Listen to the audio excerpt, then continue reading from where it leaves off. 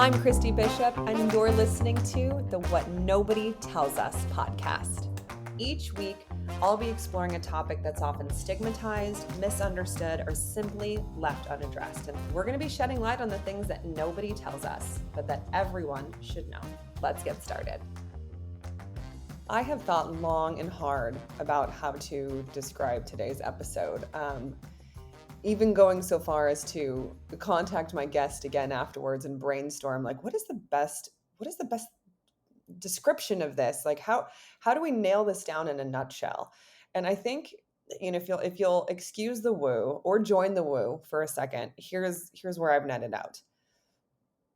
Ashley Jones, my guest today, is a true angel on earth, and she was clearly put on this earth for a very, very specific reason and to live out a very specific purpose. But in order to realize that purpose, which we'll get to in a minute, she needed to go through one of the most devastating things that anyone can go through, and that is losing her infant daughter.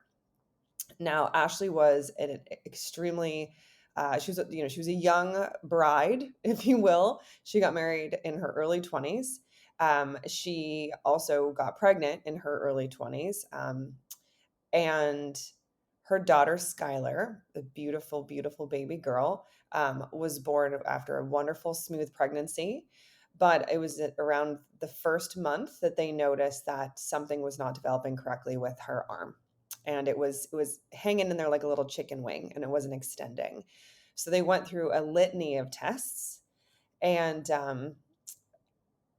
ultimately, Skylar was diagnosed with skeletal muscular atrophy, otherwise known as SMA, which is a devastating disease where your muscles don't develop properly.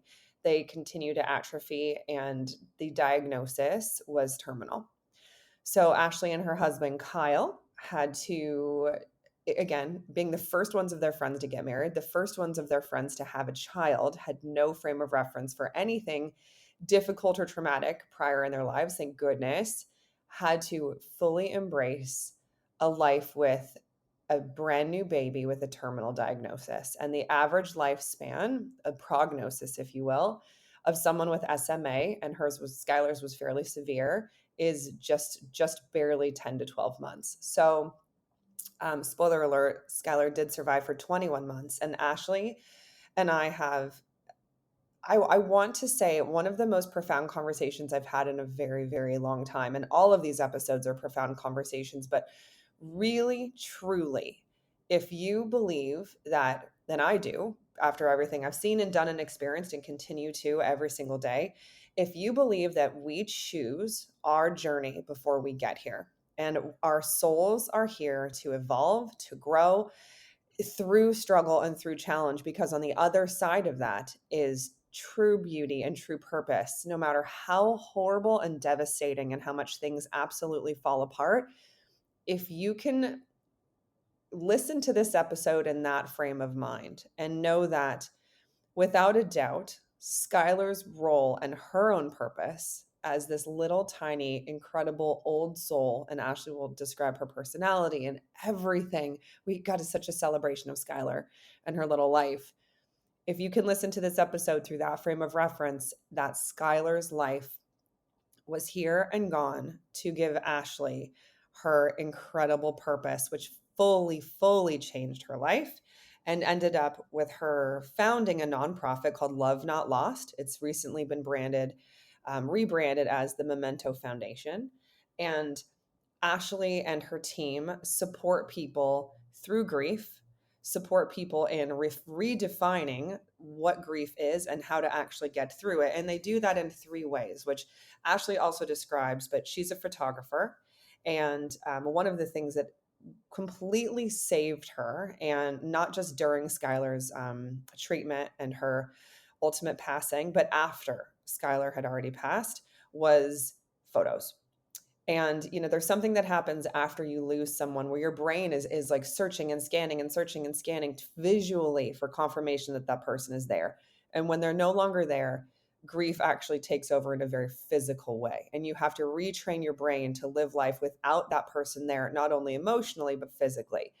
So what Ashley ended up having done was a full photo session that was gifted to her family for her and her husband, Kyle and Skylar, while Skylar was still alive. And once Skylar had passed, it took Ashley a moment, a week or so, before she was ready to really look at photos of Skylar. And it was those photos of Skylar over the upcoming or the forthcoming months that helped her get through it, because she was able to reconnect. She was able to feel, not that like she was still there again, but she was able to remember.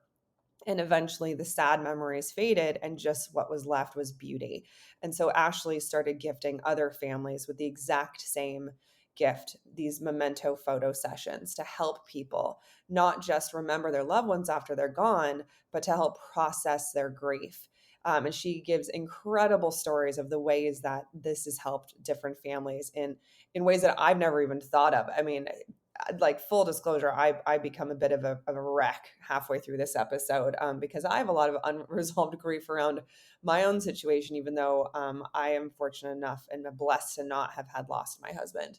Um, but it's just what the Memento Foundation does is so beautiful. And so, as I mentioned, photography, they preserve memories for families who are facing a terminal diagnosis at no cost to the family at all.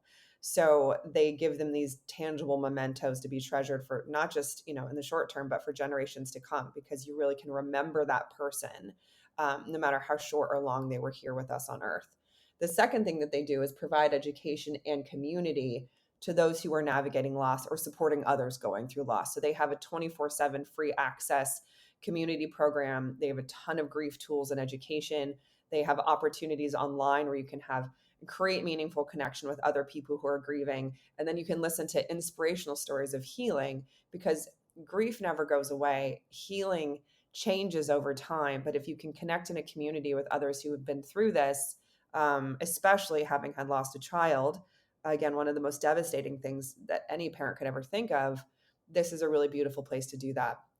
And then third, they have a corporate care program that they actually just relaunched. They started to launch it just before the pandemic, but they relaunched it just about a month or two ago, where they're helping leaders and teams within corporations and large and small corporations train them to provide safe and supportive work environments so employees feel cared for while they're navigating loss. So it's this beautiful service, not just through the photos, not just through the community, but also through corporate care to help people grieving and help corporations understand how to help people grieving. So it's not dissimilar from, it's actually a really wonderful complement to what I'm doing with caregiving coaching and helping people, rebound and re-enter the world after caregiving.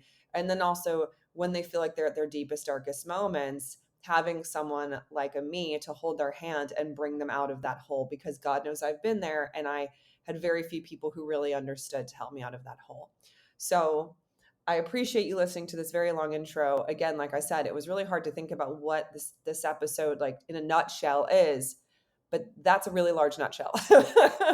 But this conversation is so beautiful, and I will stop there and introduce the amazing Ashley Jones and our conversation around her daughter Skylar and the Memento Foundation.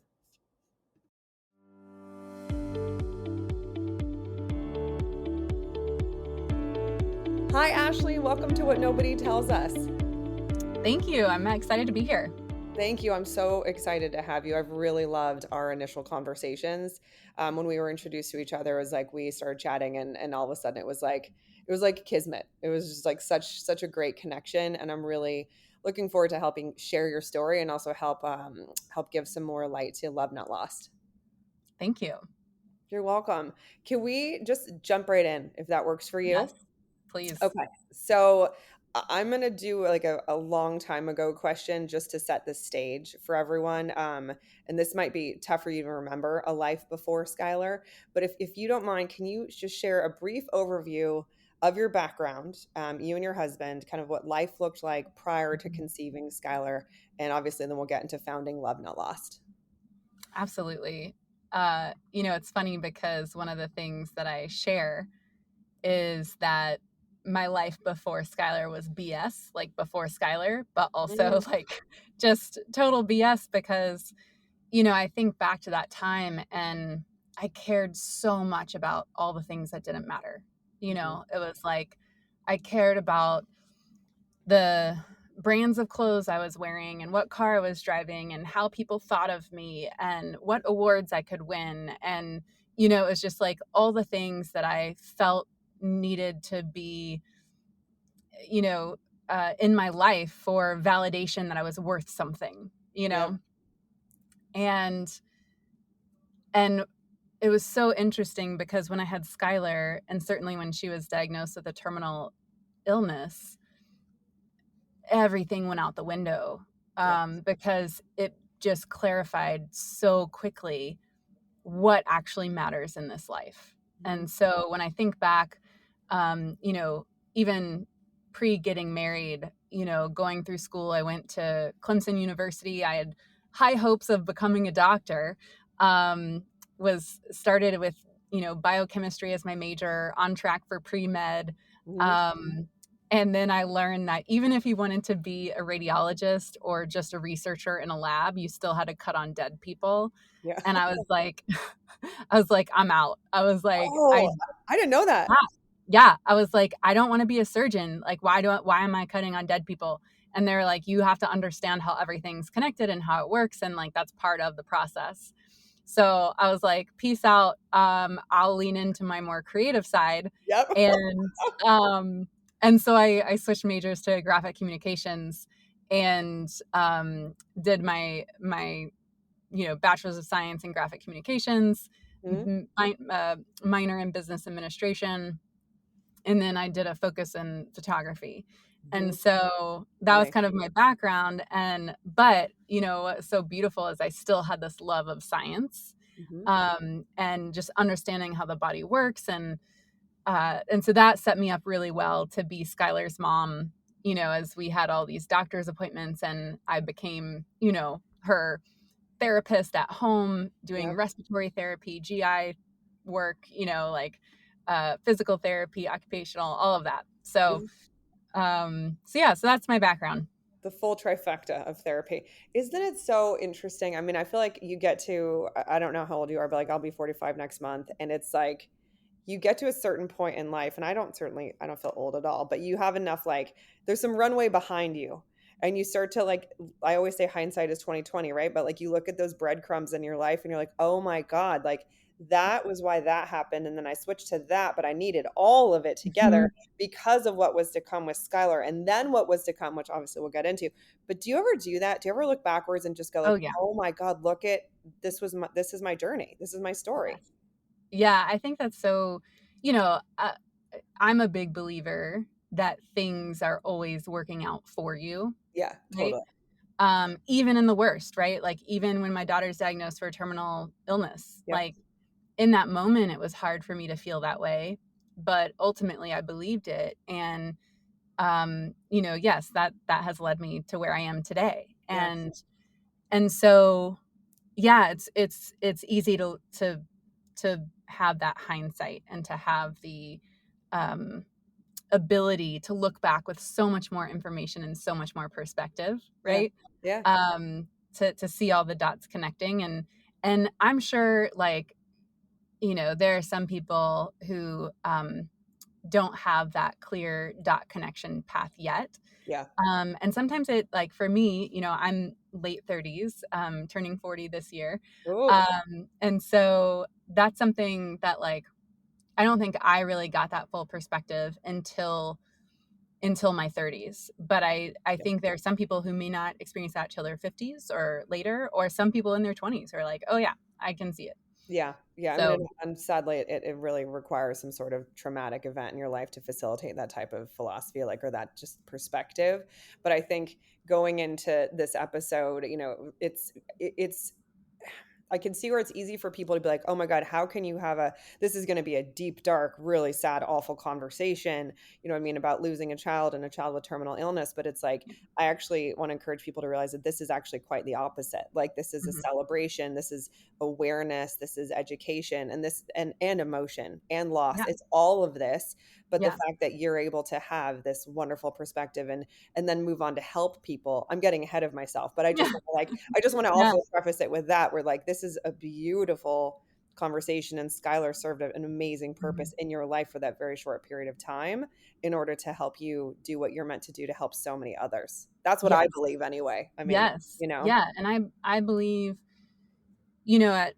for a while, it was hard for me to have that perspective because sure. obviously, in the raw grief of losing her, you have that immense pain, depression, loneliness, like all Yep. the things that come with grief.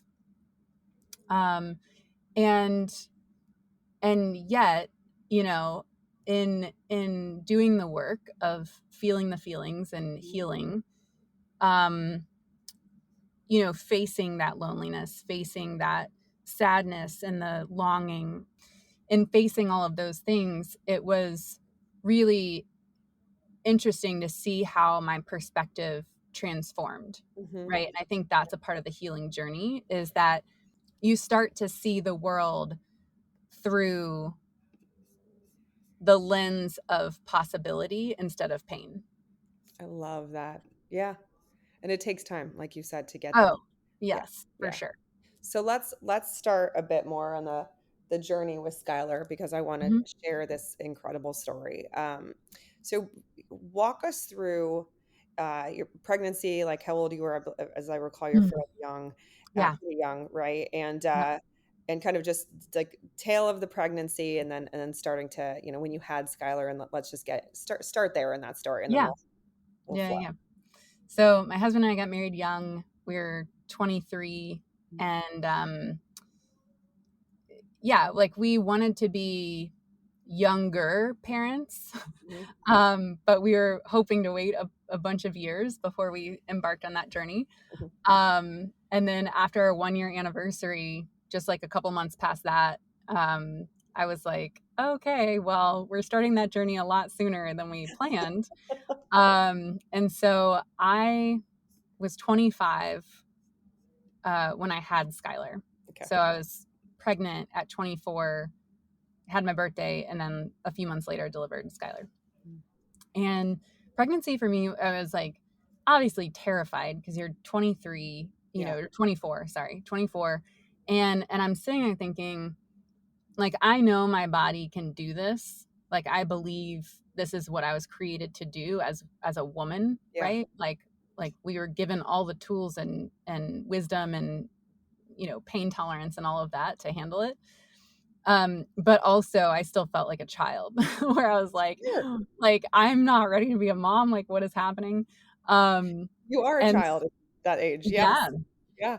And so that was something for me that like I had to reckon with, especially because my husband was still so young as well. And we were the first of all of our friends to get pregnant. So we didn't have anyone to speak into like what's normal, what's not normal. Like, Yes. I remember my husband coming home, and I was like first trimester, and he was like, "Did you even move today? Like you're still on the sofa where I left you this morning." And I was like, "I am making a baby. Like back off." And it was so funny because one of the elders in our church came by, like, it's probably like second or third trimester, and we were visiting one Sunday, and he was like, "Oh man, yeah, like," and he and his wife had multiple kids, Yeah. and that he was like, "Oh man, yeah, like when women are pregnant, it's like they run a marathon every single day." Yep. And I was like, "Thank you for Mhm. validating my experience." Yes. um, and so that was a struggle. That was something that we had to grow together and learn through. But had a great pregnancy. Like just really enjoyed the process. I was able to deliver naturally with the help of a doula. Wow. And so that was like amazing. And I just gained so much appreciation for the female strength and body Mhm. of what we can actually do and how our body transforms to support us. Yes. And just the you know ability to hold creation, and bring it into the world. It was very magical and powerful. So I appreciated that experience. They sent us home from the hospital healthy, go home, enjoy your family. And then at 1 month old, we noticed something wasn't quite right. Mm. So her arm kind of like stayed up like a little chicken wing, Yeah. and it would like her elbow would stay bent all the time, and her wrist was curled down too. Yeah. And so I would gently pull it down, and it would just slowly come back up as if, it was like an automatic thing. Like her brain, I could tell she Yeah. wasn't in control of it. And Is a so, neuro. This is a yeah. neuro symptom for sure. hmm Yeah, And exactly. so I had volunteered with severely handicapped kids when I was in high school, Yeah. and I would go to the local elementary school. And so I was very familiar with cerebral palsy, epilepsy, some of the conditions that I saw there. And I kind of was thinking like, this looks like a cerebral palsy contracture, right? Mm, Like, but also at 1 month old, she was tracking. Like she mm, was following me around with her eyes. Like she was very alert and very with it, yeah. present. And so anyway, the lots of series of testing. A month later, we found out she had a condition called spinal muscular atrophy, Mm, or SMA for short. yeah. And hers was one of the more severe forms of it. And so the doctors told us we'd be lucky to see her first birthday. So, yeah. So, and that was like she had just turned 2 months old. So, okay, I want to stop you there just for a moment. Can you put yourself back in that mind frame? And I'm sure, no matter how positive your outlook is now, when you Yeah. think back to that, because I remember my husband was diagnosed 2 months before a wedding with inoperable Mm, brain tumor, and he was given 6 months to live, and they said, "Get your affairs in order." yeah. And I completely, I'm not a freak out person. I freaked out, like Yeah. hyperventilating into the paper bag, like life, the walls closing in, all of it. What was your response? Yeah. So I was actually at Home Depot when our pediatrician called me. That you know exactly And where you were. Yep. uh-huh. And I like really pressed him because he was like, it could be one of five things. And he listed off a whole bunch of letters, right? They were all acronyms for diseases. And so I was like, I don't know what any of those mean. And at the Yeah. time, this is going to date me. But I already told you my Please, age, so it doesn't matter. please um, stop. but we only had flip phones, right? Of Like we didn't course. have smartphones. Yeah. And so we had flip phones, and he was like, if you make the really bad decision to go home and Google these, right? Because we couldn't do it from our phone. That's what they told us too. Same Yeah. thing. 'Cause we didn't. Yeah, exactly. Yes. And so he was like, if you make the bad decision to go home and Google these, like, here's Yeah. my cell phone number and you can call me anytime. And I was like, oh damn. I was like, this must be real bad because no pediatrician in his right mind would give a first time mom his cell phone number and Right. tell her anytime, you know?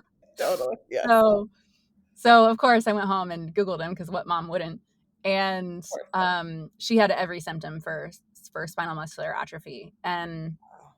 and the life expectancy was, not a year. And so yeah, we were hysterical. I couldn't eat for days. Like Yeah. I think I just drank smoothies to try and get some nutrition, but I wanted to barf, for Yeah. days. Yeah. Yeah. And just the shock of like in my head, like I know babies die, like I know that's a thing, but Mhm. like never in a million years did I think I would have to witness a baby dying, let alone it be my baby dying. Right. Right. Um, and so, and to truly see that there's like no cure at the time, there was not even a treatment. So the doctors were like, go home and love your baby. Like, good luck. Um, Oh my God. and, um, and so then on top of that, right, like we're 25 years old. Yep. So we're trying to figure out, not only are we young parents, but now we are thrown into survival mode and trying to figure out how do we do this and navigate this traumatic situation and come out on the other side as best as we possibly can, Mhm. Mhm. because we're so young, and so we don't want to end up as, bitter, angry old people who waste our lives for however long we have, Right. right? And that was really, really hard. Like we both sat down and we were like, okay, like we have to decide to make the most of this, Yeah. you know. We can save the pity party and the depression for after she dies, but while she's here, like we're gonna make the most of it and try and stay positive and like like live every day to the fullest until we don't have that time with her anymore. Yeah. I find the when I think about the timeline of this, the when you said you were 25 when you had her. Hmm. Yeah, and when most people out there in their mid 20s, you think about between the ages of 25 and 27, let's say 24 because you were pregnant as well. Like 24 to 27 or to 26, and you're a baby. Like you're just out there, you probably finished college in some of your first jobs.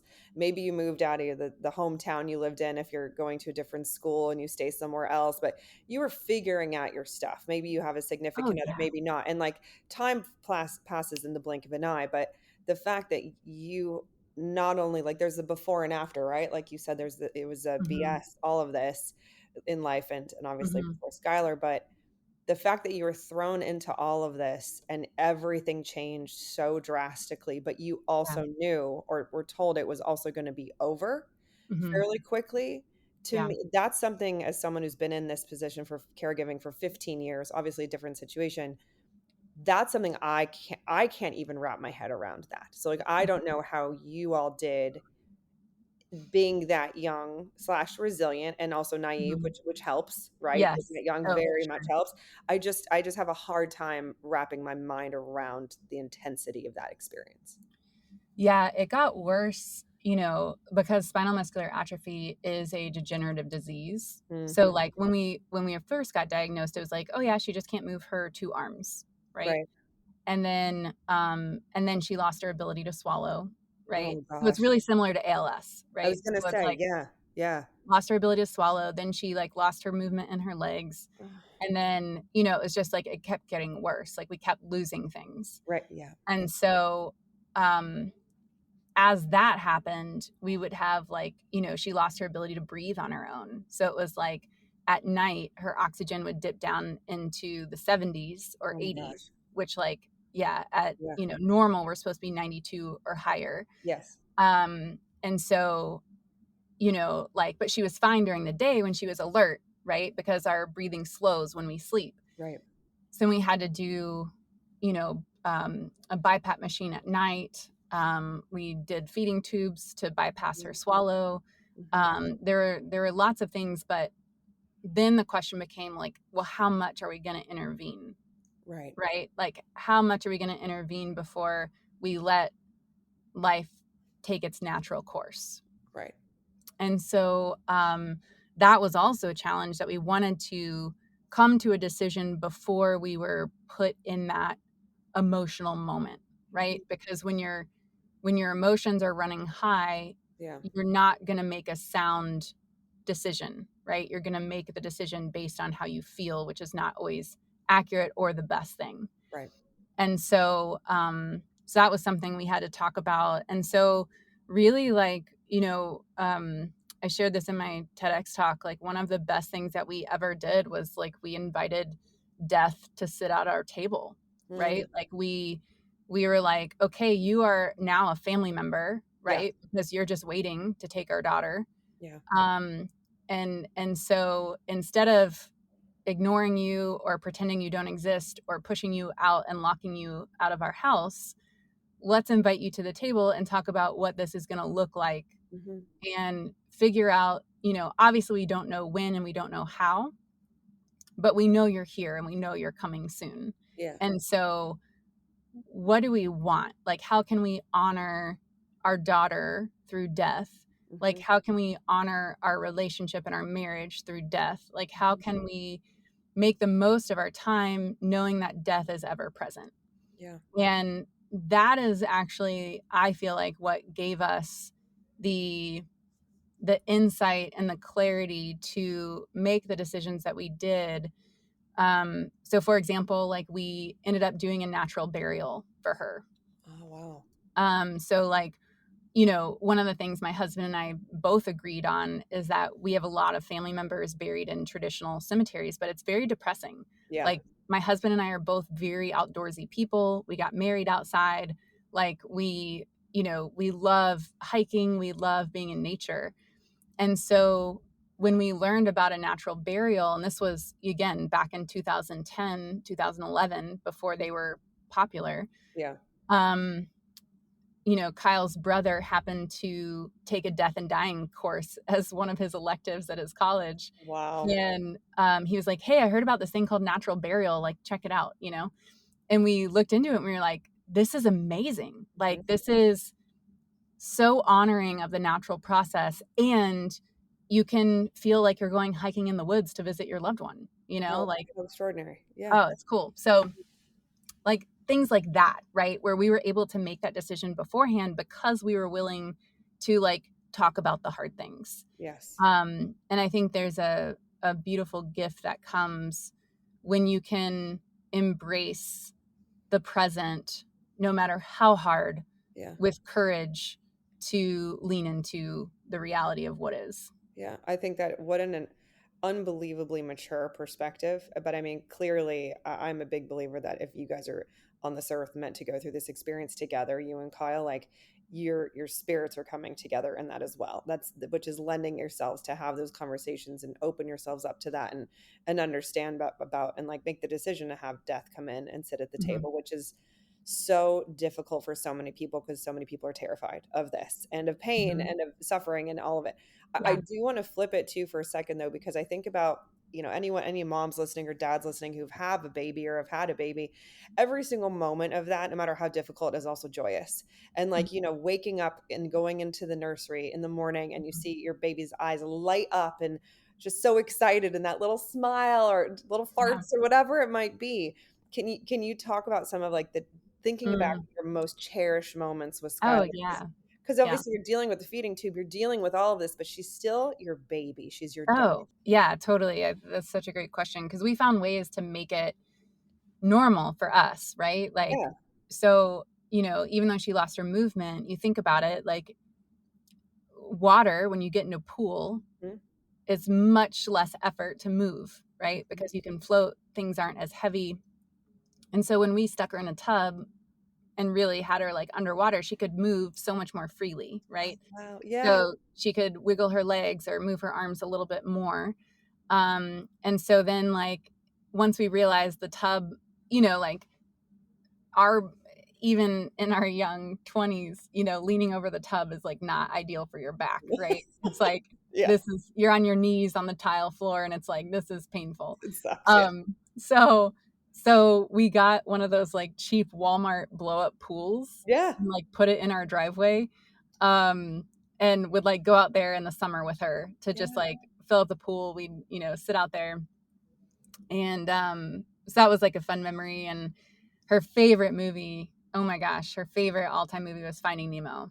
And so I mean, we must have watched that at least once a day. And because her body wasn't developing physically so much, like her muscles weren't growing, like so many babies have so much tangible growth during that time, right? You're Yeah. working on motor skills, you're working on coordination, you're working on understanding how things move and connect.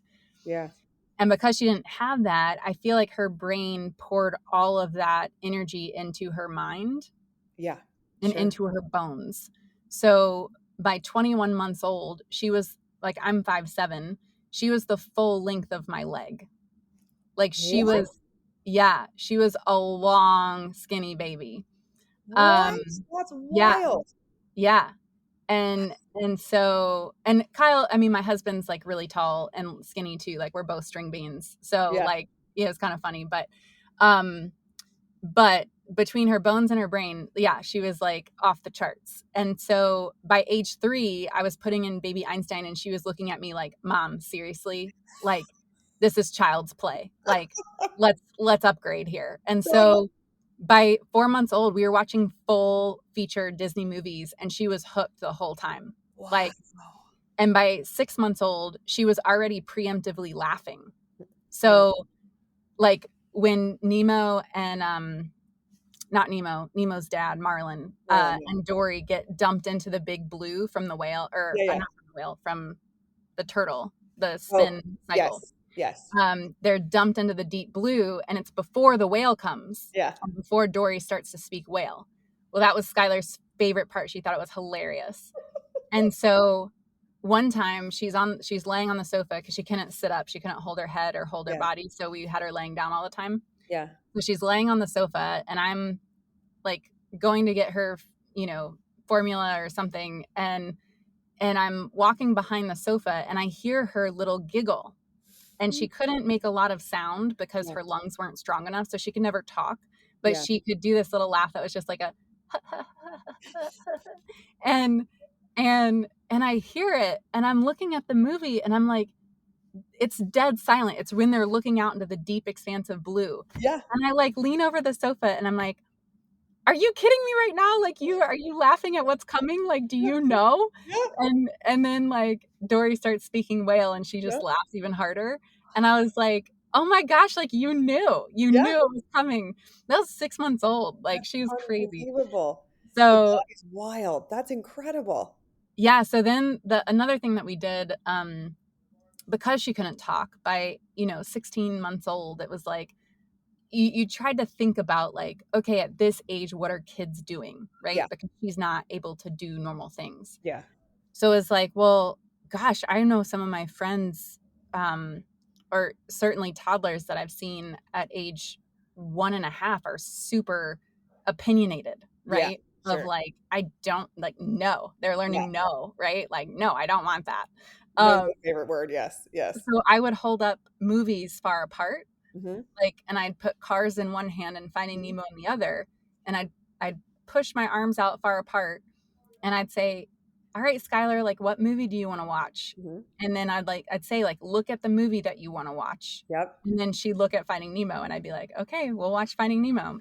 So stuff like that where we were able to, adapt. And the Georgia Aquarium was super generous in allowing us to come after hours one night, Oh, wow. um, Yeah. because her immune system was so compromised, Yeah. that we couldn't go out in crowds. But um, anyway, they let us go, and so to see her eyes light up, going through the different aquarium exhibits was really fun too. Amazing. What was her personality like? Like, how would you describe her? Gosh, she was so chill. Like before we knew something was wrong, Kyle and I Mhm. were like, we have the best baby. Yeah. Like the absolute best baby. She never cried, like ever. Yeah. Um, except for like only a handful of times, and it's when she was like really hurting. Yeah. Um, and so yeah, she was so like calm and peaceful, and like everyone who met her would just say like you could see that she was like an old soul who knew all of the mysteries of the world. Yeah. Like you could just look into her eyes and know that like she held all the answers. Yeah. And she was just this like super loving, uh, amazing teacher, Mhm. just this wise old soul in this little tiny body. Yeah. I mean, I like my brain goes to so many different like woo-woo things with it. I'll keep it to myself. It's just like, but I mean, I have to believe that she did. Hmm. You know what I mean? Like in that Oh her yeah. very short tenure here was very much on purpose and it was like chosen. And I know people might be, actually, I don't think people listening to the show would disagree because you're here for a reason, but just I find it so fascinating looking at it objectively, like how beautiful of a Mhm. situation that is. And did you ever like what about your husband and Skylar? Like what was their relationship like? Because obviously Mhm. mother and daughter is one thing, but father daughter is a very different, just critical, beautiful. Like, how did he manage his Oh, relationship he with was her? great. He was awesome. He was so good because like he went to work every day so that he could keep the medical insurance that we Yeah, needed. And I know that was like really taxing on him. Um, and so sometimes he would come home and just be exhausted and just be like, I just want to eat and go to bed. And it was yeah, like, okay, but also like I've been doing this whole mom thing all day and I need a break too. yeah, So, totally. but he was so good about just like going in there and like bringing his, energetic self to her. Yeah, Um, yeah. and picking up the toys and playing with them. And he built her a swing that Mm, was special for her that she could use because a lot of swings for babies you have to sit up and she yeah, couldn't sit up. yeah, So he built her this like we got the inspiration from other SMA parents. There's a beautiful community of SMA parents that like help each other out. yeah, sure. But basically we took like a piece of plywood and then put like a big like 4-inch memory foam pad on it, Oh, yeah. so that she would just kind of sink into it. And then because she doesn't like she can't move, so she's not Yeah. going to roll or kick or, fall off of it, unless we like push her off. Yeah. And so we made it big enough where she had a lot of margin in case she did start to roll, we could, catch her. But it was this big old swing that he built her, and we hung it in her room. So Mhm. he would lift her, put her on the swing, and push her, and just like have fun with her there. And um, he would, take her around in the pool that I was sharing about before, the little Yeah. 2-foot Walmart pool. Yeah. And yeah, so he was a great dad, especially for like what he was carrying of like being thrown into being a provider, Mhm. taking care of this new family and also dealing with the anticipatory grief that we both carried. Yes. Yeah. I was going to ask about that, and also your relationship together. Mhm. Being so That young, was obviously hard. having a very remarkable perspective, just the two of you. But when she's asleep or she's napping, how did the two of you come together in some of the toughest moments? Like, what did that look like? I joke around that like The Office, the TV show with Yeah. Steve Carell and Yeah. the whole crew, I really believe that saved our marriage, Hmm. because in the moments that we couldn't find a way to connect, right? Like we were so exhausted, we were so just tired Yeah. that we would sit on our sofa, turn on The Office, and have a bowl of ice cream. Hmm. And that was like one of our nightly rituals. And they say like laughter is good medicine. Hmm. And I wholeheartedly believe it because Yes. like even after the worst days, right? Like Skylar would turn blue and I would have to resuscitate her, Yeah. or, whatever else would happen. Like we could just sit and watch The Office and like check out for a minute and then like actually laugh. Yeah. And it was, and like the other thing too, right, is like people don't talk about the effects like of loneliness Yes. in times of terminal illnesses where it goes on for a long time and people, your support dwindles or Yeah. whatever, and or people just don't show up at all. Yeah. And what was so interesting was like, I think people got a taste of what it's like living with an immunocompromised person through COVID, Yes. Yeah. because when COVID happened, I was like, "Oh, I got this." Like I lived in a bubble for 2 years. Yep. I can do this, right? Like this is like no big deal compared to what I was doing, Yep. right? Um, and I know a lot of families who are dealing with SMA or other illnesses feel that way too, because it's like, oh yeah, like when you come in, it's wiped down with hand sanitizer, leave your Absolutely. shoes by the door. If you have a sniffle, you're kicked out of my house, right? Yes. There's so many things that people have done for so long, and so you know back in the day, like we didn't have a pandemic Hmm. to normalize that, and so you know um yeah, it was harder because you couldn't invite as many people over, you couldn't have friends come hang out because it's like, oh Yeah. well, especially as other friends started having kids, it's like, well, you have a snotty kid at home, like you No. can't come over, right? Yeah. So yeah, so I think there are so many layers, right, of Yeah. of things you go through facing a terminal diagnosis or a chronic illness, um and that was hard to navigate. And I think too, like with our marriage, like like again, it's like when your heart is hurting so bad, like you Hmm. barely have the capacity to love yourself, let alone each other. Yeah. And so that you have to I'll never forget, Kyle came to me one day and I was like on the verge of a meltdown, and we were in the middle of a disagreement, and he came to me and just said, listen, I think we both need to acknowledge that we're doing the best that we can and it's still not good enough. Yeah. And I was like, yeah, that's real. That's real. Because Like yeah, like I feel that deeply because I am doing the best that I can, and I recognize I'm not able to give you what you need, and I recognize that you're doing the best that you can, but you can't give me what I need. of course not. And so we just have to accept where we are, and then, try and figure out ways to support ourselves and ask for help where we can. Yeah.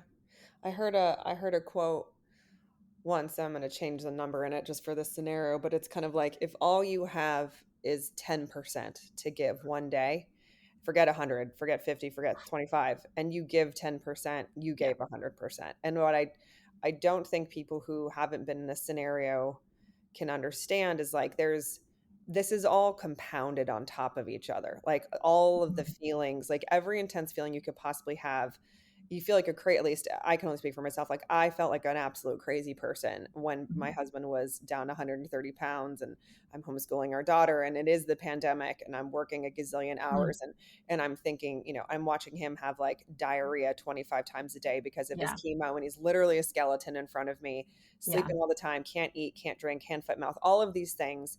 And I'm thinking we're getting kind of close to the end. And it's like, what your husband said, you're doing your best, but it's still not enough. It's like, Right. because you're grieving the person who's alive in front of you, then you Yep. feel guilty about grieving them while they're alive. You're like, I'm not being present in the moment, so you like flog yourself for that. You're devastated about it, you wish you could change it, but you're barreling towards a finality that you cannot move. That deadline, you can't move it. Yeah. There's Right. nothing you can do to change it, and you can barely. I felt like there were days where I could barely, days, I forgot days, minutes, where I Yeah. could barely breathe, Oh, barely. yeah. My feelings were dead. I was numb inside, completely, like nerve endings were shot in every possible way. I think it was beyond depression. But then you still like put on the smile because my daughter's Mhm. there, and it's like the opposite. Yes. And I don't know. I'm sure that resonates with you. There's a best, maybe worst way I can explain it for people, but that's just, you're just so in over your head and don't know what to do at all. Yeah. Yeah. And it sucks because you're like, even if you have people showing up for you, like if you have family or friends Yeah. or church community or neighbors or coworkers or whatever, right? Yeah. Like even when you have people showing up for you, you still feel utterly alone Oh, 100%. Yeah. because there's nothing, like you said, there's nothing anyone can do to prevent this horrible, atrocious thing from happening that's No. gonna wreck your life. Yes. And so it's like, oh my gosh, like, yeah, that is one of the worst feelings, is like knowing there's nothing you can do to save the person you love. No. And you like you said, loneliness, no matter, you could be surrounded by 1.5 million people, the Right. closest people you love in the world, and it doesn't matter because they genuinely still, no matter how much they love and you want to support you, have no idea what you're going through and are not the ones going through it. Like they get to go back Yes. home. They get to close the door out of your house and take a sigh of relief and go, God, that is horrible. Right. Okay, let's go back to the kids' soccer game. Let's go back to what are we doing for dinner tonight? Whatever. They get to take Right. that breather. You're stuck in the quicksand of Mhm. hell, until it's over. Right.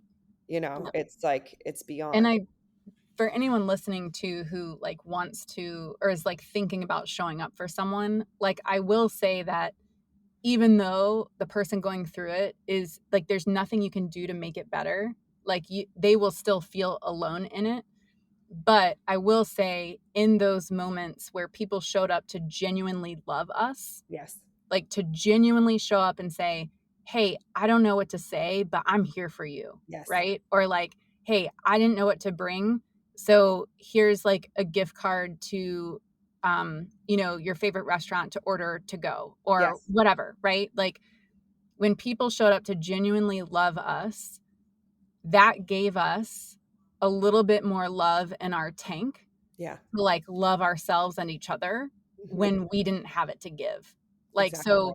so if you're listening, like even though you can't take away someone's pain and you can't make it better, like you can help carry the burden and you can help show up and love them Hmm. so that they have a little bit more in their tank to keep going. Yes, absolutely. I literally have an episode that just came out on caregiving, and a Mm, woman who cared for her mom with I'm going to get it wrong, but it's FTD. It's what Bruce Willis, it's like frontotemporal Hmm. lobe Yes. dementia. Yeah. Yep. And what Bruce Willis has. And same exact thing. Like we put together a whole list of the ways you can help a caregiver. And that Good. came out in my Yes. newsletter this week. And it's like, one of the other things I also said in that is like, be very self aware in your conversations with someone who's grieving, like, Yep. and going through this, because it's, as much as like we would love a distraction, and I'm sure there were times where you really wanted a distraction from this, it was like there's actually not the emotional capacity to, Hmm. as much as you would want to help someone else with their issue or their whatever, you actually can't, because you Right. can barely get yourself off the Right. couch or out of Yeah. bed. And just be very self-aware about what you're complaining about in front of someone who, Yes. it's all relative, but it's like, bad traffic and annoying kid habits. It's like, well, your kids are healthy and They're you alive. They're complain here. about traffic. That's your, Yeah. I had to pull away from a lot of people who just couldn't Yep. couldn't stop the verbal diarrhea from coming out of their Yes. mouth, you know? Yes, for sure. Yeah. So Wholly agree with that. thinking about as time went on, and you mentioned there are times you had to like resuscitate her, and at the same time you Hmm. wanted to, and it's a feeding tube and all of these Hmm. things, but Hmm. at some point in time you're like, all right, when is natural death going to Hmm. come, and what is that going to look like? So this is a, a boundary or a barrier that I have not, a threshold I have not passed. I have not Hmm. done that with my husband, so this is something I cannot relate to, as much as Hmm. close as we've been. What did that start to look like for you, and how did you prepare? Or was there a sign that you knew you were getting very close? Yeah. Um, yeah, it was, man, it's so tough, right? Because the BiPAP machine that we relied on to help support her during sleep, so Yeah. we used for sleep and nap time. Okay. But then it was like, we noticed like, oh, maybe, like coming off nap, she's not as strong. We need Mm, to leave it on for a little bit longer, right? got it. And Yeah. then it was like, eventually it was like, I think she's going to need to stay on it all the time, Yeah. right? And so then what does Mm. that classify as life support, right? Right. Because Right. then like my husband and I, we were like, we don't want to be put on life support, Totally. right? Like we're very active people who Yeah. like want a quality of life that's not what you get on life support. Yes. And so we were like, so would we want that for our daughter? Hmm. Like, but obviously you want every single possible day that you can with your child, Of right? course. Of So course. then it becomes, well, what is being selfish, Right. right? Like when is it too much for her Yeah. to push her to stay alive, right? Yeah. And we knew it was coming like 16 months in. So she did make it to her 1 year birthday thanks to the help of a researcher in Utah, who's since moved. But Dr. Swoboda had dedicated her career to SMA research, and I gave her a call because at 10 months old, Skylar went on hospice. Yeah. And all the doctors in Atlanta, which we have like a solid medical community in Atlanta, right? Yeah. But all the doctors there were like, this is it, this is the end, like, and we put her on hospice. Yeah. Um, and so basically, I called Dr. Sabota because I was like, I'm a big organ donation believer. Yep. And so if we can help other people live in the midst of our tragedy, like that's a beautiful thing. And so, but all of her organs had degenerated so much that we couldn't donate any organs. Wow. And so I called Dr. Sabota, who another SMA mom had referred me to. And I was like, hey, like, can you use anything from her body for your research, right? Mm. Because if we can't keep other babies alive, maybe we can help find a cure, Right. right? So if you need muscle tissue or brain tissue or whatever, like take it, just give us back something to bury because we Yeah. do want to do a natural burial. So Yeah. like, you know, and she was like, that's an incredibly generous gift. But first tell me where she is and why you're calling at this point. Right. And so I talked her through it and she was like, there's more you can do. This isn't the end for her. Oh my God. So at 10 months old, Yeah. right? Like we were ready to say goodbye. Yeah. And that one phone call doubled her life. What did she She basically said that your present? pulmonologist, yeah, she basically was like, the pulmonologist the pediatric pulmonologist that you have in Atlanta doesn't know what the hell she's doing, and she's fully under supported in her breathing machine. Oh my And God. so basically, because she's been under supported, like her lungs don't have the capacity. But if you bump up the pressure on her BiPAP settings, Right. like that will give her the breath that she actually needs, and Wow. she should be fine. And sure enough, like overnight, like Stop. we went from hospice to back to like healthy, full, happy Skylar. What? Yeah, because she was just not getting the support she needed from her breathing machine because the doctor was too egotistical to admit she didn't know what she was doing. That's also a huge mind fuck though at the same time, where you're Oh, like having to prepare yourself to say goodbye, and the next thing you know, it's like a full bounce back, and you're oh like, yeah. oh, but then in your own head, like that whiplash is insane. Oh yeah. I mean, I had already done like the plaster molds for her feet and hands. Yeah. Like, Yeah, I mean, yeah, I was already we were like we had called family to come say goodbye. yeah. Um and so anyway, it was a huge gift though, and it like we obviously like I called the doctor's office of a pediatric pulmonologist and Yeah. said that obviously like we want to switch doctors, like we're not okay with her care anymore, and Yep. they wouldn't let me switch. Like I had to threaten a lawsuit for them to get me to switch doctors. What? Yeah, that's a whole nother story and podcast episode, but it was I've never gone into full mama bear rage Yeah, yeah, before yeah. until that day. Also just a note on like how broken our freaking medical system is, because not only would they not let me change doctors at first, but then like the home healthcare agency was trying to take away our machines that kept her alive Uh-huh. because our insurance made changes and they Oh no my longer God. covered them. Oh my God.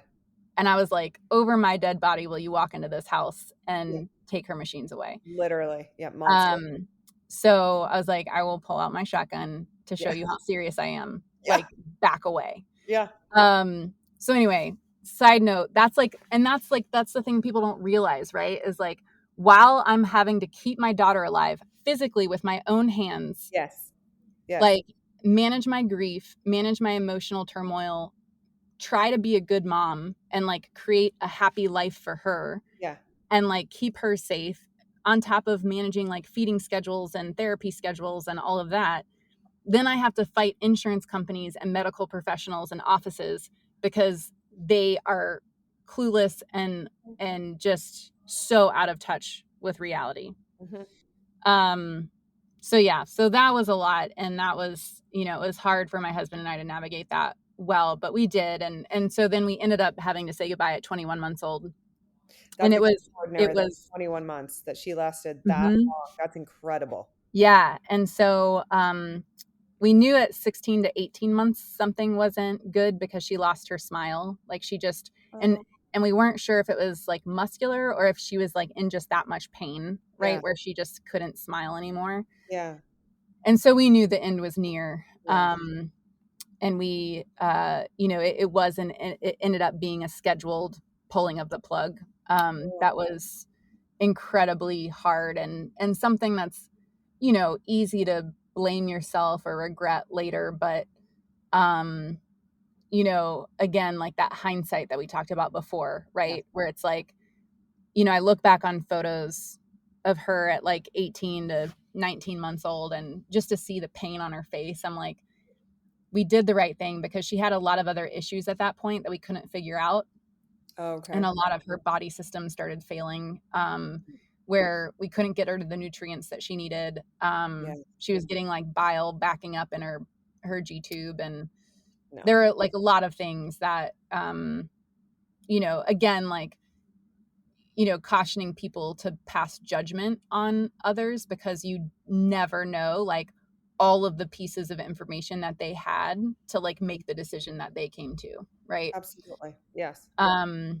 and so, yeah, so it was like a really, really hard, horrible day. But at the same time, like it was, yeah, it was a, a really interesting spiritual experience, because I had never witnessed someone dying before.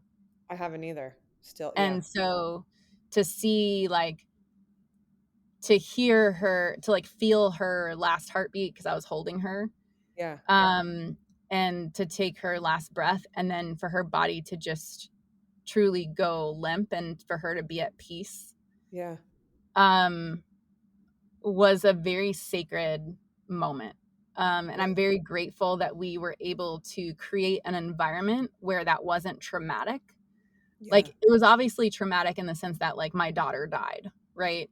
Yes. But, like, it wasn't like she, you know, um, like her tube pulled out and she bled out, or, Right. it's Right. like we had like morphine support from hospice. We had, it was the best it possibly could have been for what it Oh, was. yeah. And I'm very, very grateful for that. So, um, yeah, and I want to acknowledge too that, like, if someone did have a traumatic death, or like, lost their family member or loved one or friend in a traumatic way, it's Mhm. like there's extra healing and processing that has to be done with that, right? Yes. Like, you, Yes. like, that gets stored in your body in ways that, like, Yeah. special types of therapy can help. Um, and yeah, so just to acknowledge, like, that it is a different experience with grief. Without a doubt. I also, this is just made me think. I actually have an episode with a hospital chaplain who's Mm, worked with almost 1,000 people in passing and their families as well. So anyone who's going through that, I would recommend that they also listen to that, and with JS Park and his perspective. It's great. really, Oh really, yeah, he's great.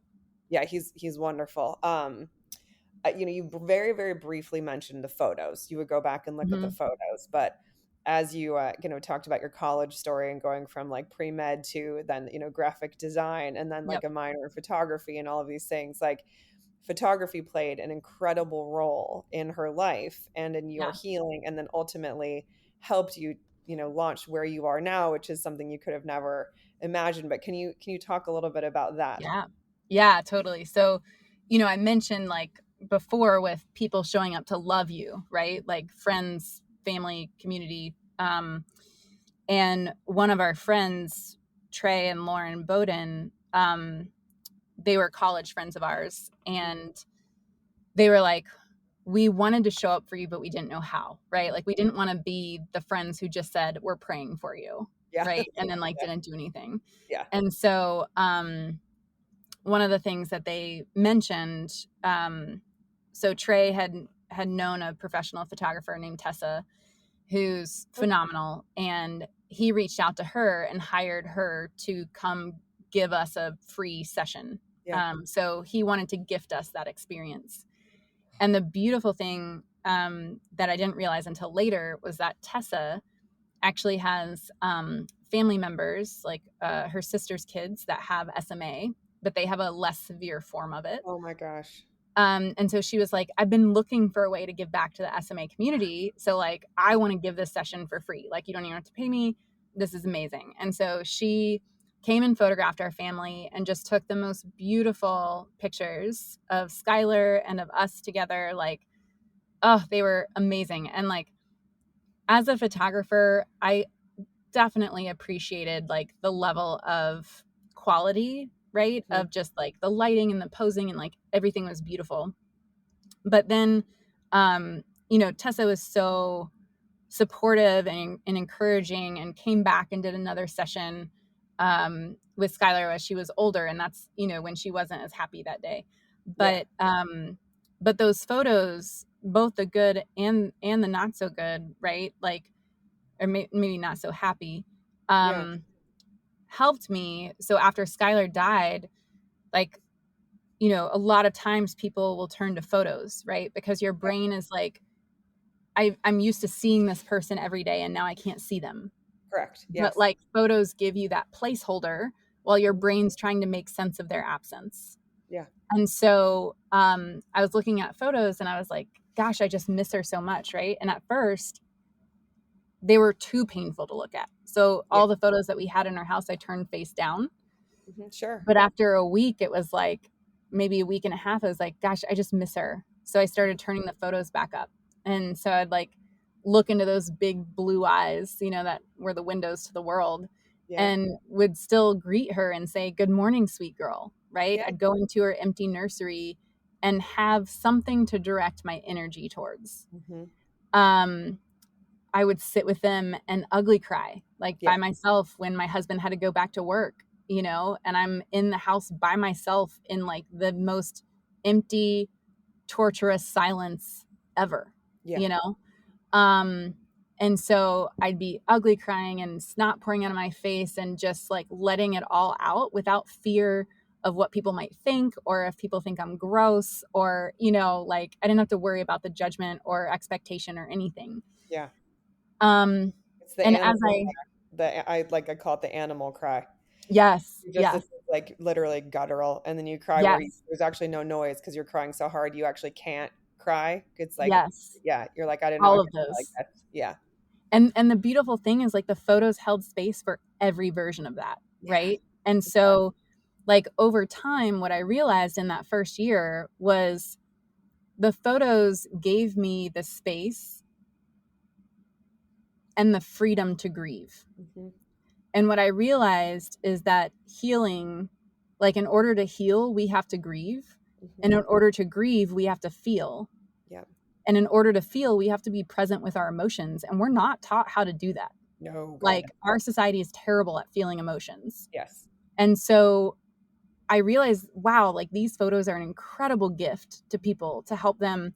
And so I started volunteering after that first year when I had kind of like gotten through like the worst of it for me. Yeah. I started volunteering sessions for anyone facing a terminal diagnosis. Hmm. And so I was like, hey, photos really helped me. Maybe they'll help you. Would you let me photograph your family? Oh, Right. And everybody took me up on it. And it was such a beautiful way to give back and to give that gift to others that had been given to me, yeah. Yeah. so eventually my husband was like, okay, like I love you and your giving heart, but we have our own bills to pay Yes. and you are literally giving everything away, and like and you're paying for stuff for families, like albums and canvases and Yeah. like all these things to give to them, which I love you for, but Yeah. also like we're going to go bankrupt. Totally. um and so I was like, I hear you, but I can't charge these families No. anything No. because we know how bad it was. We had good insurance and it was still awful, Oh, right? yeah, for sure. And so I was like, plus funeral expenses, all the death stuff, it's like I just like, I can't charge these families anything, but I hear you and I'll figure it out. Yeah.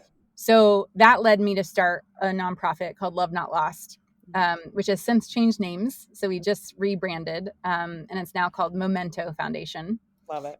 And yeah, and so the premise was just providing free portrait sessions to people facing a terminal diagnosis. Mhm. And over the years, we've expanded to really like encompass a greater mission to help people heal in grief. Photos are a part of that in that they are a research-based tool, right? That is proven to help people heal in grief. Yeah. But more so, we started recognizing like the loneliness factors and the misinformation out there on grief, right? So like people talk about the 5 stages all the time, and it's like, okay, well the 5 stages were designed and um, come up with as this researcher Elizabeth Kubler-Ross was like studying people facing their own death. Right. It's This is not meant for the rest of us. It's correct. meant for people facing their own death or the death of a loved one, because Yeah. that's like the progression. Yeah. Um, and so when I started learning about that misinformation and how much it holds people back from healing because they feel like they're doing it wrong, or, Mhm. there's a right way or a wrong way, it's like, no, no, no. Like grief is unique to everybody. Like you do you, right? Like there is no right or wrong way. There are healthy ways to express things. Correct. But there's no right or wrong. And so we, in addition to the Preserving Memories program of photography, we added a community support program Mhm. to give people tools and resources and education around grief and support.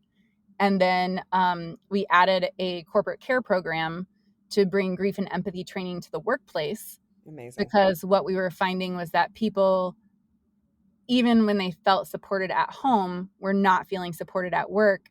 And no matter how hard you try, Mhm. when there's a crisis going on, you cannot keep personal and work life separate. There is no separate. No. And so people need to be supported in all areas of life. So that was our third program we created. I it's so beautiful in every possible way, in every possible way. I'm curious if you had any of the families who you provided the photos for come back to you after their loved one had passed away, and as they started to do that healing and grieving process with the photos, did any of them come to you with like revelations or, oh my gosh, these mean everything to me, I can't Oh, yeah. even tell you? The biggest one that blew my mind, well, there were a couple, and they were early on.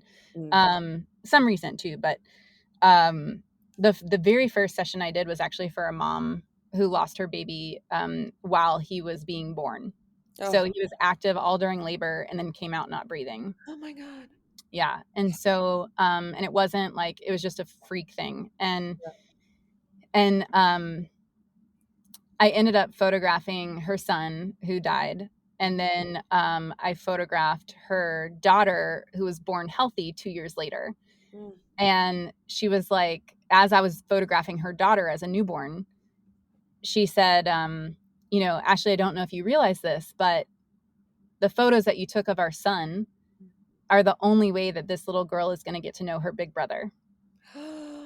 Oh my God. Okay. Right.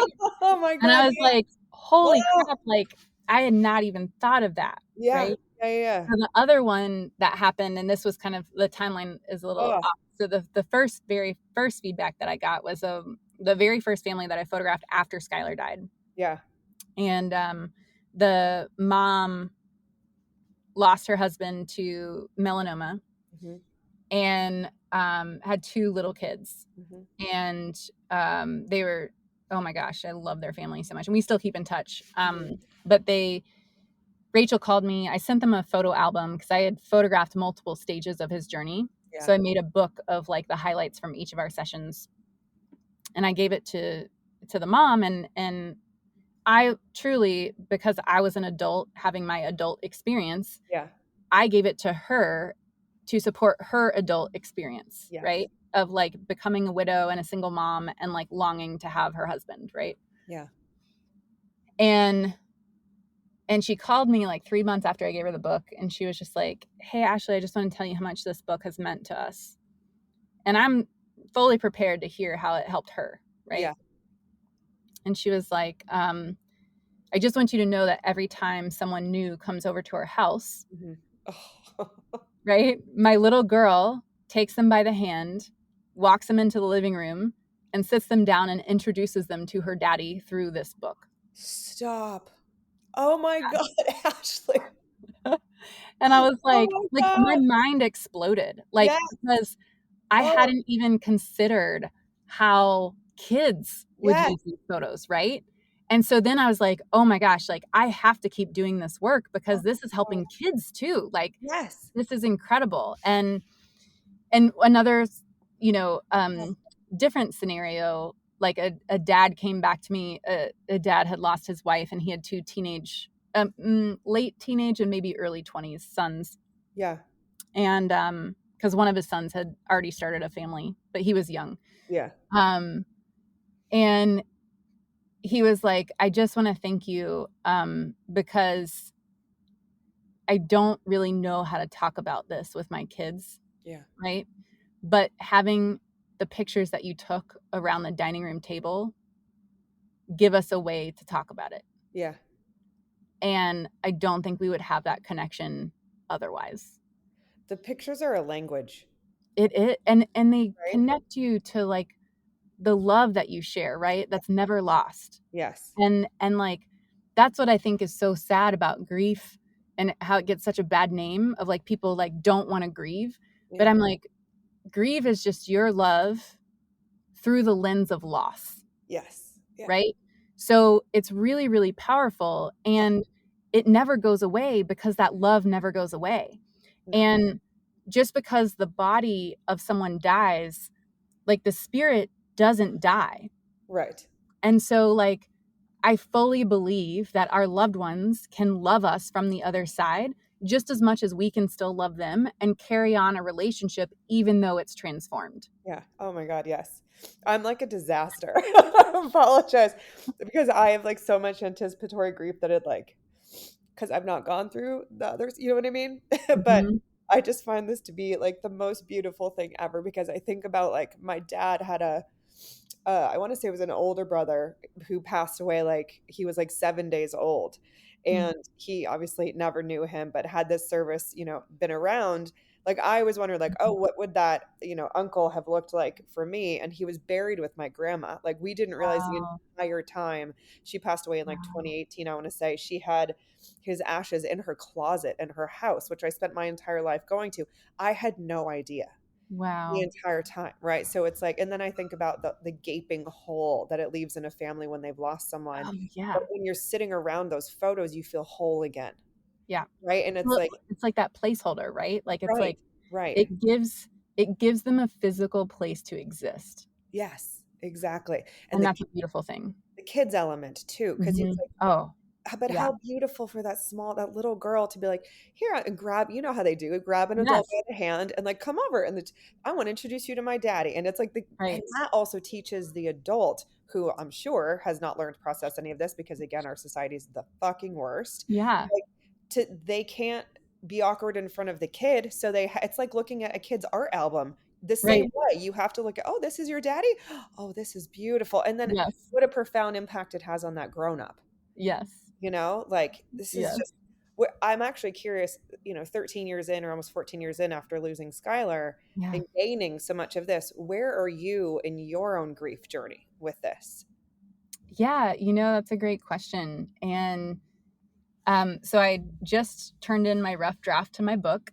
Um, Yes. that yeah, and it's called When You Can't See the Light, Mhm. and it's a trauma-informed guide to surviving loss. Amazing. Um, and as I've been writing it, like I've processed so much more, right? Because like they say like nothing changes your life like the book that you write, because it like really forces you to dig so much deeper than any book you could ever read. Yeah. Um, or some I forget the quote, but it's like the book that will change your life the most is the one you write yourself or something like that. But Yeah. anyway, it's true. And what's really cool is like as I've been processing like a lot of different losses and griefs and like taking because like in the book like really trying to help other people in that raw grief space of like just losing someone, Yeah. I've really had to put myself back into that spot, right? Yeah. And one of the things that I've realized is like, and I think I realized it all along, but just like still continue to be amazed of like the amount of layers, Yeah. right? So it's like I have done so much healing work. Like I can't even like that's been my focus for the last decade, right? Is Mhm. like healing my own stuff so I can help others and Yeah. like and walking through healing with others to continue to learn and grow and continue helping people. Mhm. So in doing that, like one of the beautiful things that I've learned is anytime that you feel pain Mhm. or a common phrase that people use is like triggered, right? Like I got triggered by that, or like I like to say like activated, right? Is Yeah. like that was an activating event for me. Yeah. Um, I fully believe that anytime we experience those events, it's an invitation to do deeper healing work. Absolutely. Yes. And it's letting us know where we still have pain that's unresolved. And so, where can we look inside of ourselves to learn what is causing us pain? Where is there an unmet need, and how can we meet it ourselves? Mhm. Right. Yeah. And so, like throughout this, past decade, really, um, whatever, 13 years, but it's like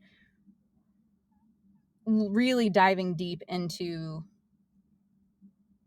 not just Skylar, but like childhood stuff, right? Mhm. Of like my parents divorced and they Mm. fought a whole lot. And I was left in, you know, after school programs a lot. And I'm an only child. So, Yeah. like, I had a lot of neglect feelings, even though, like, I would never call my parents neglectful. Right.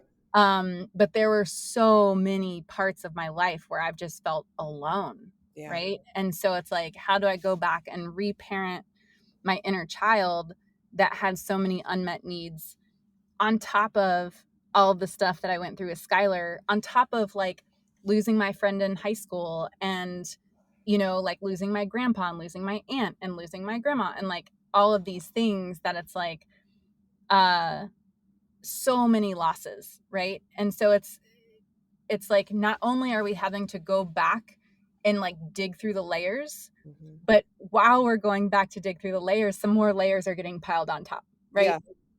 And so you almost have to like go in both directions of the Mhm. layers, right? It's like, okay, I feel like I just got buried under some more loss Yeah. or grief or trauma or whatever else just got thrown on top of me.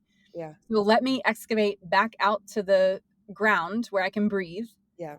and then go back deep again. Yeah. And so I feel like it's this tension of like rising up to the surface, Hmm. right? To breathe and catch your vision, right? Of like what's on the horizon. Hmm. And then as we get, we can go back down and start digging to uncover things. And then as we get buried more, it's like, let's go back up to the top. Hmm. Um, and so I think that's been like uh, the biggest revelation feels like too strong of a word, but it's just like the work is never done, Yeah. right? Yeah. And in some ways that's like exhausting and it makes me want to give up sometimes. Hmm. But in other ways it's like so encouraging because it's like there's always something to do and always something to focus on and we always have purpose in this world, Yeah. right?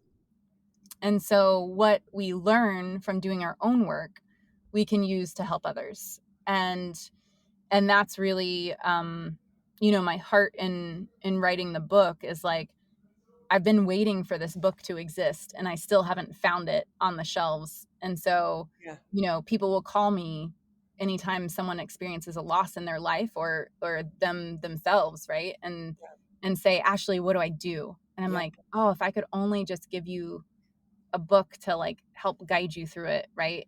That's like short and digestible and pretty to look at and not boring, right? Yeah. And not like overly religious or not overly sterile and Yes. medical and like it needs to be this perfect balance. And Yeah.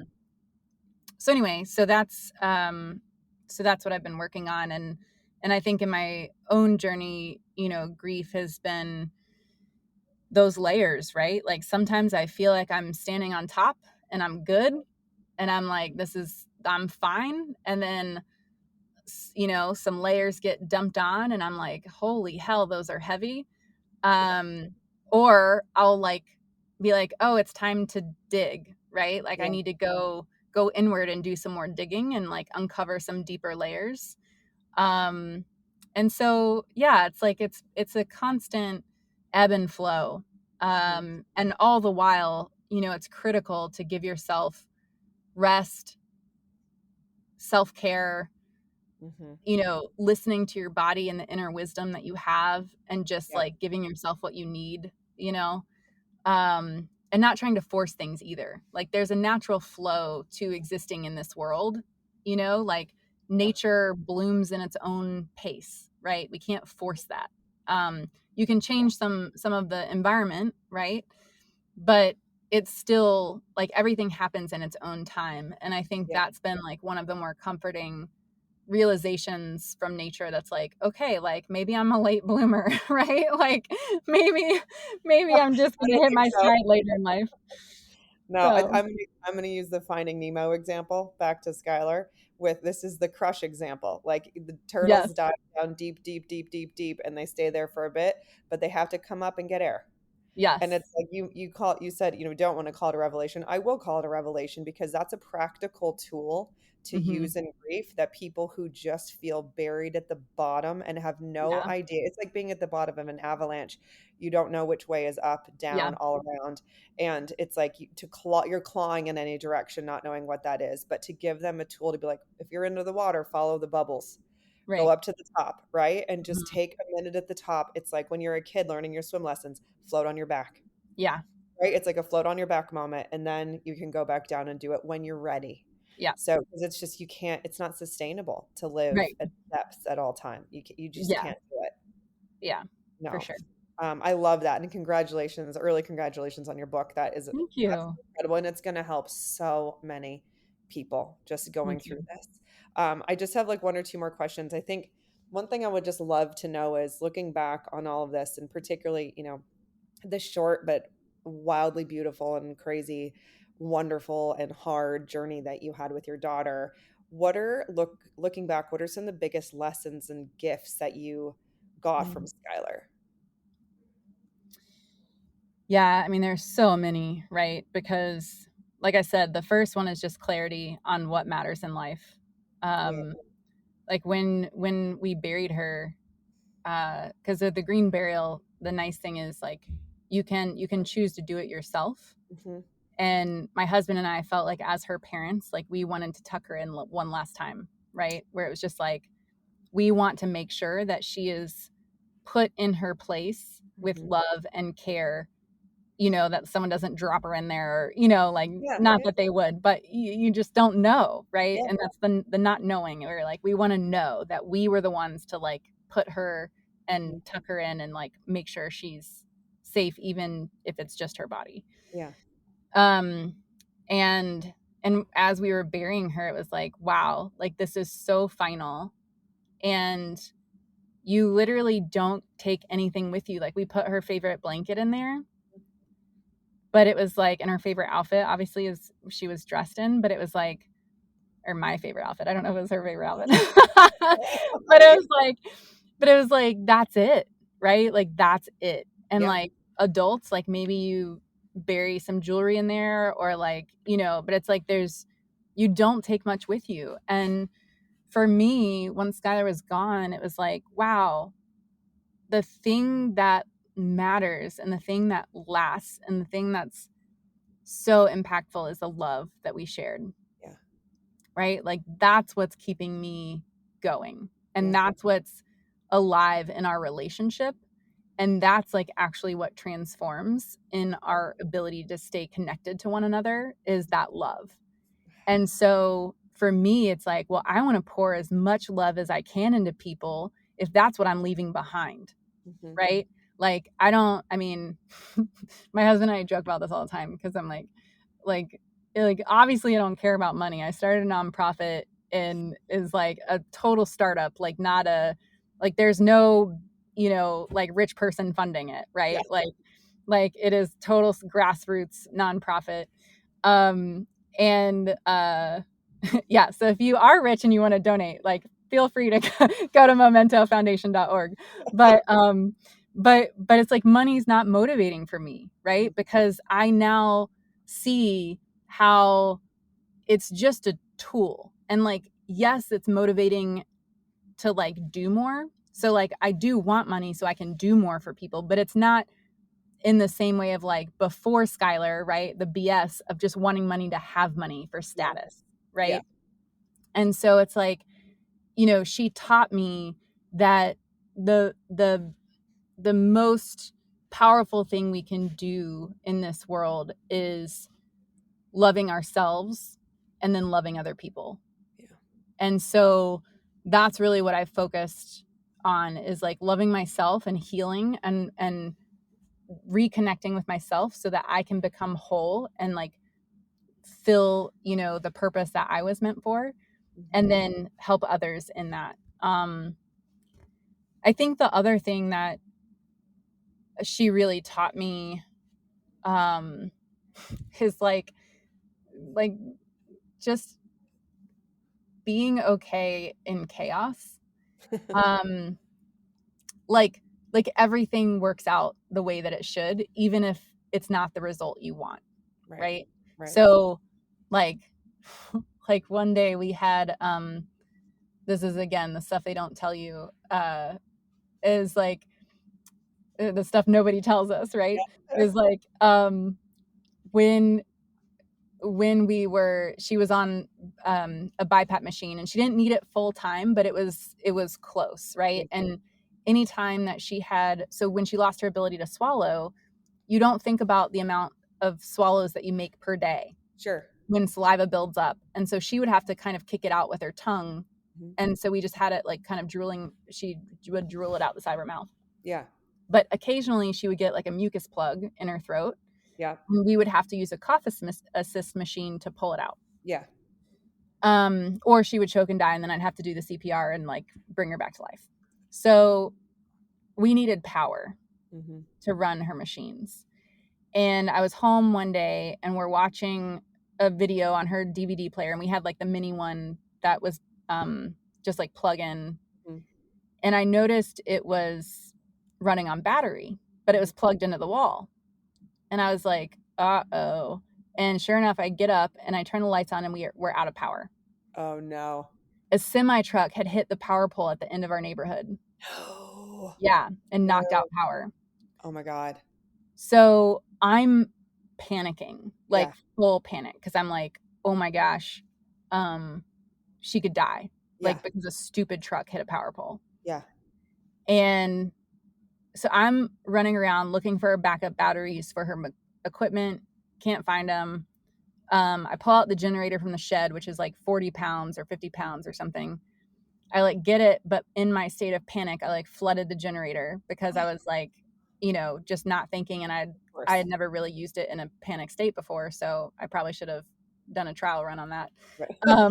But PSA. flooded the generator, and so I'm totally freaking out now, and I'm looking at her just to make sure she's not turning blue, and I literally am running around like a chicken with my head cut off, and I just start repeating, God is in control. God is in control. God is in control. God is in control.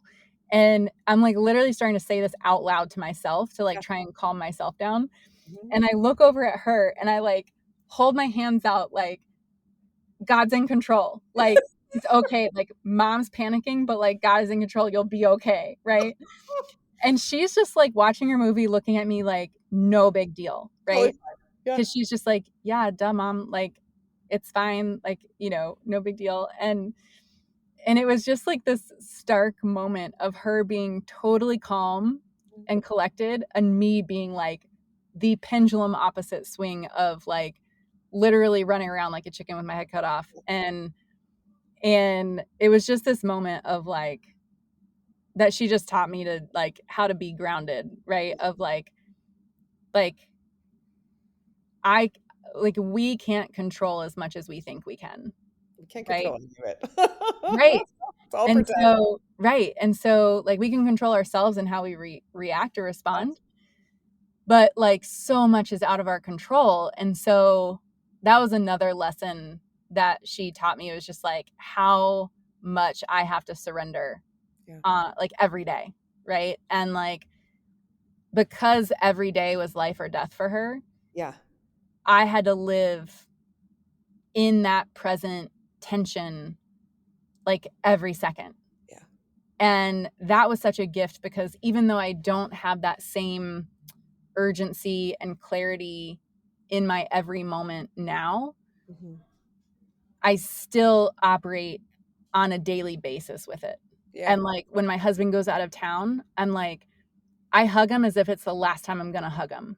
Mhm. And if he gives me like a crappy like grandma kiss on the lips, I'm like, no, no, no, you get back here and give me a better kiss. Cause like if That's that's the right. last one you leave me with, I'll be pissed. That's right. And That's so right. like, but we have those conversations, right? Of like, and we have that intention of like, we aren't guaranteed tomorrow. Yeah. And life is short.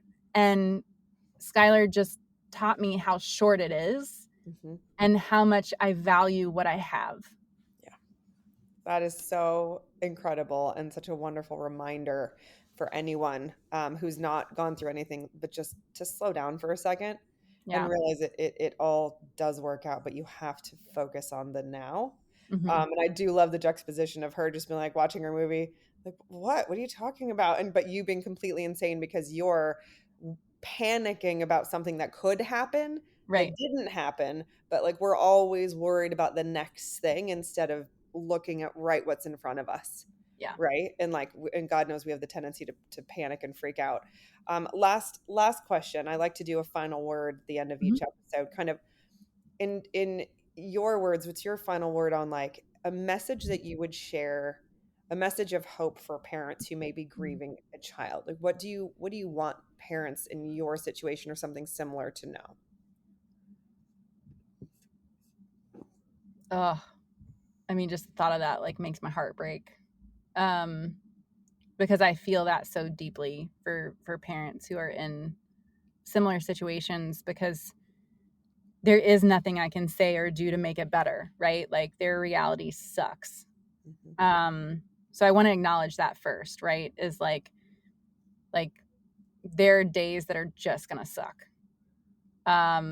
And there are days where you're gonna feel like you don't want to keep going. But I will say that even in my lowest low, like days that I definitely thought about suicide and was just like, why am I even here? I should just end this now. Like, what's the point?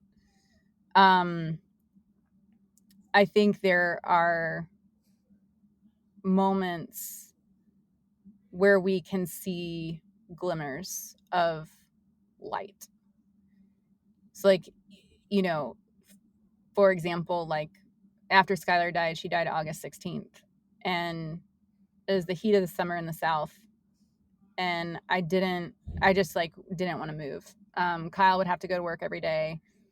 mhm, And I was, like I said, home by myself in an empty nursery, trying to figure out what we're going to do with her room and all of that. And the only reason I got out of bed was because my dog would whine at my bedside, mhm, begging to go out to pee. And he was trained so well that he like refused to pee on the floor. mhm, And I remember laying face down, just wishing that I would suffocate and saying into my pillow, I don't care, just pee on the floor. mhm. Like, Yep. I'll clean it Yeah. up later, right? Yeah. Like, I'll clean it up later. I just don't want to move. But he was so good and he kept whining. And then some days I made him whine for like an hour and I felt so bad. And Yeah. so finally the guilt and the shame kicked in where I was like, okay, I should take him out. But like, I would open the door and it'd be like the sunshine of the summer, Mhm. the warm breeze, like I would touch life again, Yeah. right? And I would say, okay, maybe there's a reason I'm still here, Mhm. right? And maybe there's a reason why my heart kept beating when hers stopped. And and in the moment it can feel so hard to even believe in that possibility, right? But I do believe that if you are here and you're breathing and your heart is beating, like you are here for something. Mhm. And so our challenge and really the struggle is to hold on until we discover that, Mhm. right? Because it can feel so heavy and so dark at times. But but there's also, I want to encourage people to seek out connection with others that are safe and loving people, because in those dark moments sometimes like my light was gone, right? Like the flame on my candle had blown out, and I just needed one person to like lean their candle over Mhm. to relight mine, Yeah. right? Where I couldn't reignite that flame by myself. Yeah. And so as much as sometimes in grief you want to isolate yourself and just hole up and be a hermit and not talk to people, like just really seek out the people in your life or find people in your life who can be safe, loving people. Mhm. Um, because sometimes you need a little help to find the light. I have nothing to say to that. That is the most poignant. Like, this has been one of the most beautiful conversations ever that I've had in 45, 46, 47 episodes of this podcast, and just in general in life. I cannot thank you enough, genuinely, for sharing your story, for creating Memento Foundation, formerly, yeah, AKA Yes. Love Not Lost, Yes. for No, thank living you. in Skylar's, just creating this unbelievable legacy for her and seeing what she has done for you and for your husband and for so many families. It's like her light lives on through your Mhm, photographs, through your organization, through the grief counseling and workshops. And it's like, look at how much it's just grown, mhm. because of her little amazing light. And I just cannot thank you enough for being so open and Mm, vulnerable to share these visceral emotions, these visceral situations, because a lot, like, I'm a very visceral, like, let's get into the nitty gritty person, which I yeah, think is so important to do, because again, it's what nobody tells us. A lot of these things people can't or won't or just yeah, don't know how to verbalize and yeah. articulate. So again, from the 30th time, just thank you so Yes. much. Well, I really genuinely love that about you too, because I do think like part of why I struggled so much was because nobody told me, right? Like nobody told me how hard marriage was. Nobody told me how hard, raising a kid would be. And then no one told me about death, right? Right, And it was like, oh, and then certainly no one told me about grief and how to heal right, and sure. then how to support other people in that. And I think it's so, so important.